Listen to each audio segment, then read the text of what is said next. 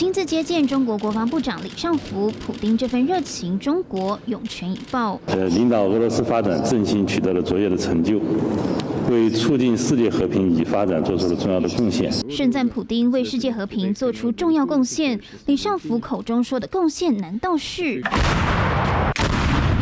一番发言，国际社会恐怕难以认同。中国官媒虽冷处理没回应，但影片曝光，骂声不断，发动战事竟成和平之举。难不成李尚福眼中这也是和平？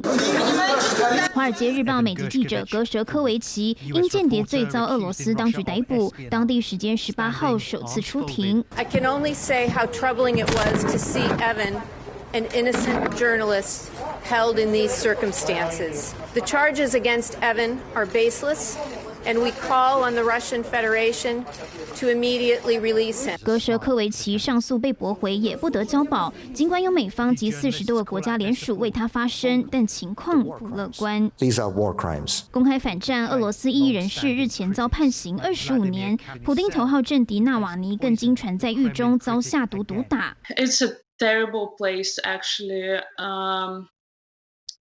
The light is on the whole time. They have a shower once a week. 以司法迫害异议人士，开战入侵他国领土，这样的俄罗斯是和平大使，恐怕谁也无法认同。三立新闻混声报道。